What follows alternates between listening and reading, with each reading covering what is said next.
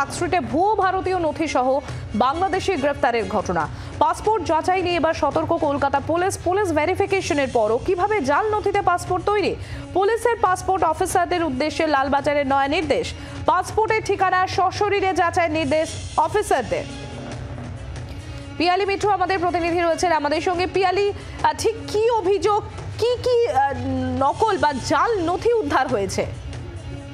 একেবারে তোমার মনে থাকবে যে কয়েকদিন আগে কলকাতা পুলিশের পার্কস্ট্রিট থানার হাতে একজন বাংলাদেশি নাগরিককে গ্রেপ্তার করা হয় এবং সেই বাংলাদেশি নাগরিককে গ্রেপ্তার করার পর যেটা জানা যায় যে ভুয়ো ভারতীয় পরিচয়পত্র বানিয়ে ভুয়ো ভারতীয় পরিচয়পত্র দিয়ে সেই ব্যক্তি এখানে থাকছিল। শুধু তাই নয়, সেই ভুয়ো ভারতীয় পরিচয়পত্র, বিশেষ করে ভুয়ো আধার কার্ড, সেটাকে দিয়ে কিন্তু এই অভিযুক্ত ভারতীয় পাসপোর্ট বানিয়ে নিয়েছিল।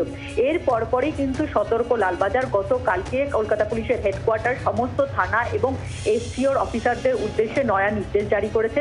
সেই নির্দেশে বলা হয়েছে যে সম্প্রতি একাধিক ঘটনার ক্ষেত্রে দেখা যাচ্ছে যে একটি অসাধু চক্র তারা ভুয়ো নথি দিয়ে পাসপোর্ট বানাচ্ছে বা বানানোর চেষ্টা করছে। এই পরিস্থিতিতে যারা পাসপোর্ট অফিসাররা রয়েছেন, যে ব্যক্তিরা যারা নতুন পাসপোর্টের জন্য যে ঠিকানা দিয়ে আবেদন করছে, সেই ঠিকানায় সশরীরে গিয়ে সেই ঠিকানা যাচাই করতে হবে।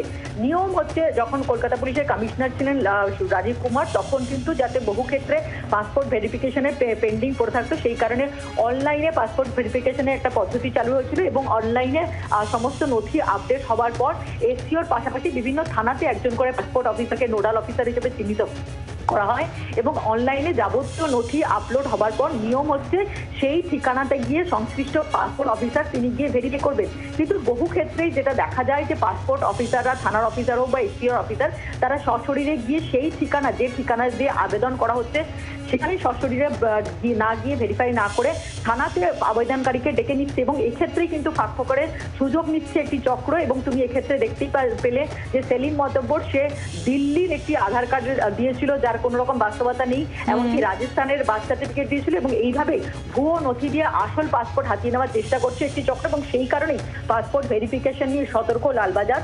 নির্দেশ দেওয়া হচ্ছে সশরীরে যে ঠিকানা দিয়ে আবেদন করা হচ্ছে, সশরীরে সেই ঠিকানায় গিয়ে যাচাই করতে হবে। ধন্যবাদ পিয়ালি। আমরা কথা বলছিলাম, আমাদের প্রতিনিধি পিয়ালি মিত্র ছিলেন আমাদের সঙ্গে।